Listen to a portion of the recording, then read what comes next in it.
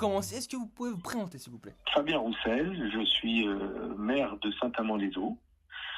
Je suis aussi le secrétaire national du Parti communiste français. Très bien. J'ai 57 ans, j'ai 5 enfants dans ma vie. J'habite à Saint-Amand-les-Eaux, où je suis très heureux de vivre. Très bien. Quel a été votre parcours scolaire, s'il vous plaît? J'ai eu un parcours scolaire très classique qui m'a conduit jusqu'au bac, série D. D'accord. Et ensuite, j'ai fait quelques études supérieures, mais sans obtenir de diplôme.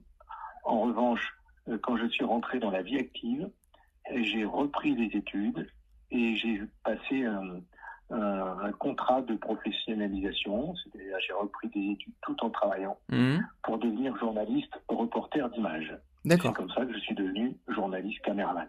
D'accord. Est-ce que vous étiez déjà un petit peu intéressé par la politique à cette époque-là ou pas du tout?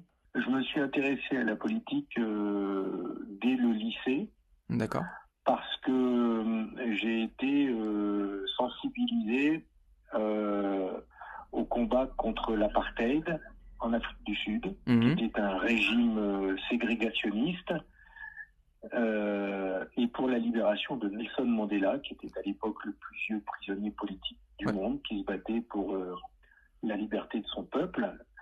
Et donc, c'est comme ça que j'ai fait le choix de m'engager en politique, à l'époque à la jeunesse communiste, pour pouvoir organiser des manifestations, organiser des conférences avec des représentants du parti de Mandela, l'ANC, et donc des pétitions. Voilà, on a tenu plein d'initiatives, et c'est comme ça que, tout en étant lycéen, j'ai appris, entre guillemets, à l'engagement et à faire de la politique pour une cause qui était le combat contre l'apartheid et pour la libération de Nelson Mandela. D'accord.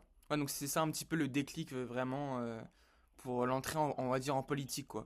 Enfin, dans le bassin, on va dire. Oui, c'était le déclic, ça a été un combat internationaliste, à ce combat pour la liberté d'un peuple, donc extérieur à la France.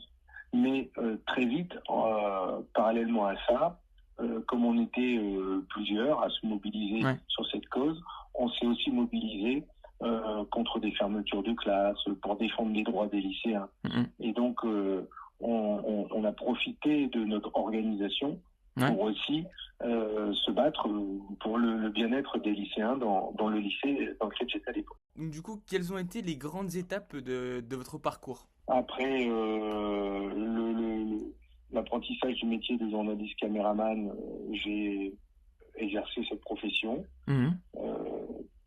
pendant plusieurs années, une petite dizaine d'années. D'accord. Ensuite, j'ai travaillé pour une ministre en 1997, la secrétaire d'État au tourisme. C'est en 97, il y a l'entrée au gouvernement de 4 ministres communistes dans le gouvernement de Lionel Jospin.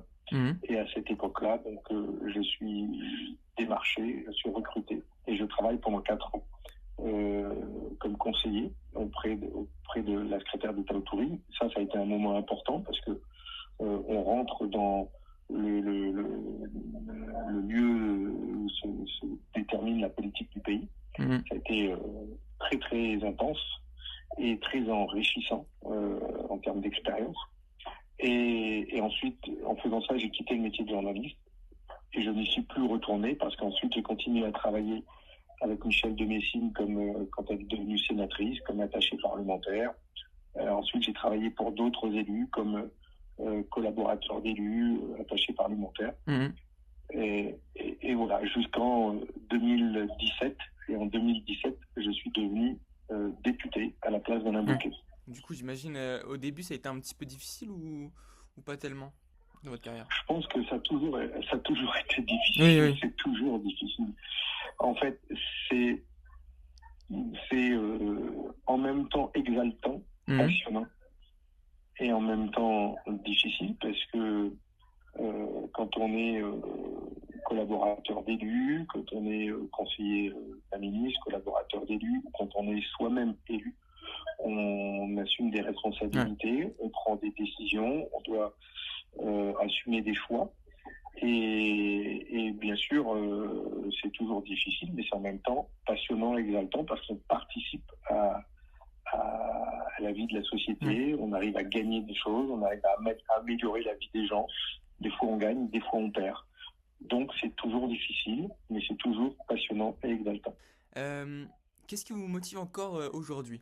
Ce qui me motive encore aujourd'hui, c'est les injustices que je peux constater au quotidien, à la lecture de la presse, en écoutant la radio, en regardant la télévision, et qui m'indignent et qui me mettent en colère. Et qui fait qu'à chaque fois, j'ai envie de réagir, de défendre une personne, de défendre une association, de défendre une entreprise, de défendre des gens. Et donc, c'est surtout les injustices qui me motivent toujours. Le soir, je suis fatigué. Le soir, je me dis, qu'est-ce que c'est dur, qu'est-ce que c'est difficile. Le soir, on est fatigué, on a envie d'abandonner. Et le lendemain matin, on se réveille. Après une bonne nuit de sommeil, on écoute la radio, on entend ce qui se passe et là, on se dit, c'est pas possible. Et puis, hop, tout de suite, on prend son stylo, on écrit, on couche des idées, on appelle des gens, on se mobilise, on fait des choses. Et puis, on arrive à gagner. Et ce que je fais en tant que maire, justement, c'est très concret parce que quand on est maire, on arrive à bouger les lignes, on arrive à apporter des réponses à des gens, à les aider, à transformer sa vie. C'est très concret. Et ça, c'est ça qui me motive. Ça, c'est motivant. Ça donne envie de poursuivre. Donc, c'est une source de motivation importante, de réussir à changer les choses. Si on ne pouvait pas changer les choses, ce serait extrêmement démotivant et je pense que j'aurais arrêté depuis longtemps. Non, c'est sûr. Et pour finir, quel conseil donneriez-vous à des étudiants qui souhaiteraient s'engager? Eh bien, je n'en donnerai qu'un. C'est d'être curieux.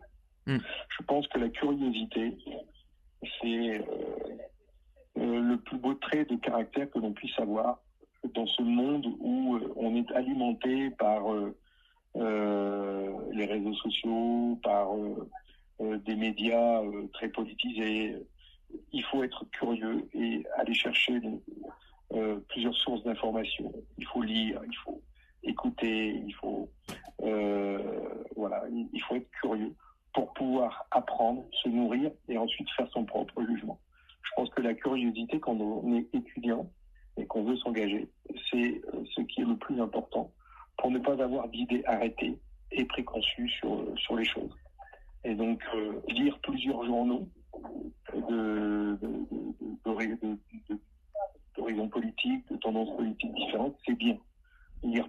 Écouter plusieurs médias sociaux, c'est bien aussi. Il ne faut pas écouter tout le temps les mêmes.